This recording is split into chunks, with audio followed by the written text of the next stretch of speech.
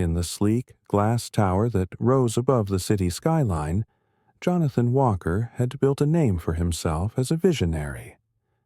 As CEO of a rapidly growing tech firm, he was celebrated for his innovative strategies and leadership style. But despite the company's success, Jonathan felt uneasy. He had heard whispers from employees, complaints about leadership, a disconnect between management and the team, and rumors of an atmosphere that wasn't as positive as it seemed. Jonathan had always believed in the importance of a supportive and collaborative work environment. But what if, beneath the polished surface, things were different? What if the culture he had built was crumbling, and he didn't even know it? Determined to find out, Jonathan came up with an unconventional plan.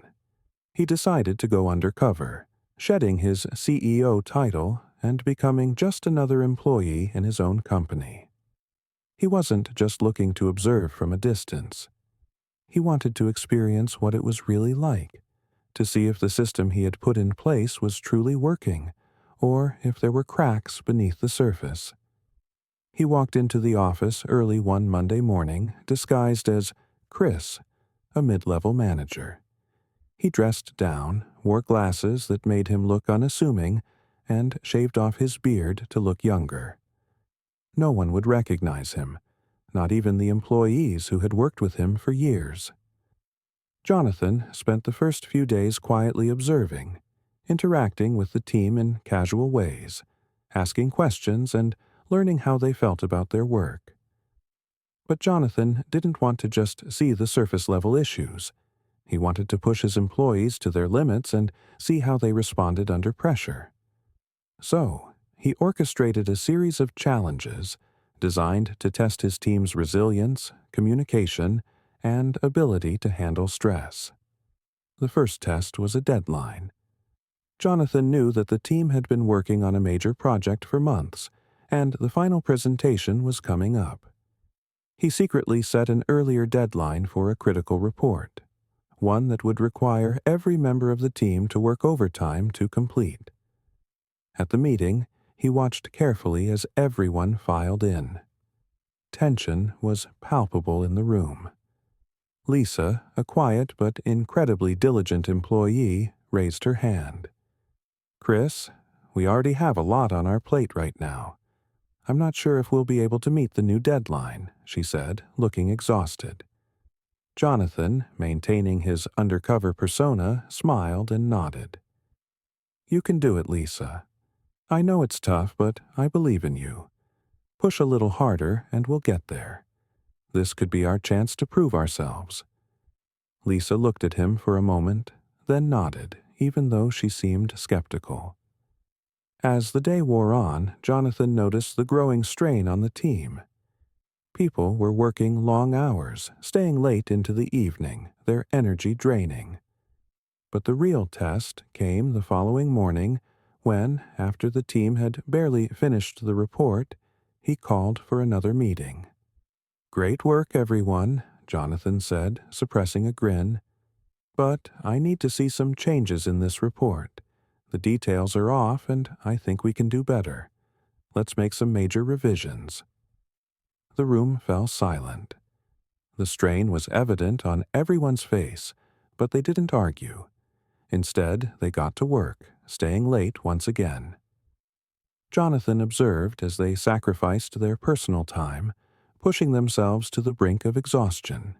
He could see it, their commitment, their drive. But he could also see the cracks in the system.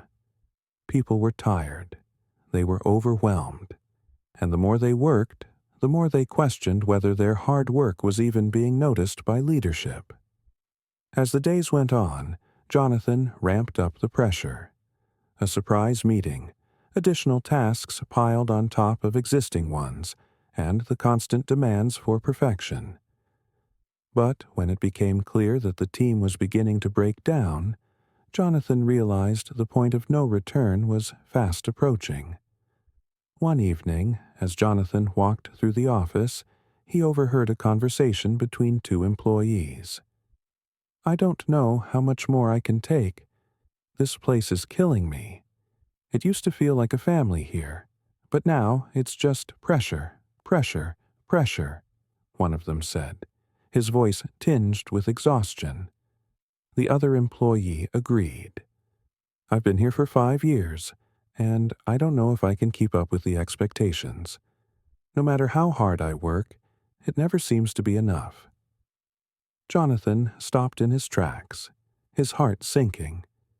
These were the employees who had been giving everything they had, but it wasn't sustainable. The cracks were real and they were deep. The work culture he had created, one that he had been so proud of, wasn't as healthy as he had thought. The next morning, Jonathan gathered his entire team in the conference room. He stood before them as Chris, the manager, but as he looked into their weary faces, something inside him snapped. The pressure they had been under had been crushing, and he had been a silent architect of it. I need to confess something, he began, his voice surprisingly calm but heavy with regret. I'm not Chris. My name is Jonathan Walker, and I'm the CEO of this company. Gasps filled the room. The employees stared at him, shocked and confused. I've been watching all of you, how hard you work, how dedicated you are. But what I've seen isn't the company I want to lead. I've pushed you all too far, too fast. And for that, I apologize. There was silence in the room, followed by murmurs of disbelief. But Jonathan wasn't finished. This company was built on respect, innovation, and trust. But we've lost sight of that. You shouldn't feel like this job is draining the life out of you. We need to create a space where you feel supported, not burned out. And we need to work together to make that happen. Starting today, we're going to change the way we operate. We will learn from this experience. The room was still for a moment before the murmurs started again, but this time there was a sense of relief. Jonathan had just opened the door to real change, a change that would take time, but one that would prioritize balance, trust, and respect. As the team began to slowly accept what had happened, Jonathan felt a weight lift off his shoulders. The truth had come out, and in doing so, he had made the first step toward healing the company. But there was more work to be done, and it would take time to rebuild what had been broken. He had tested his team, and now it was his turn to test himself, to become the kind of leader they truly deserved.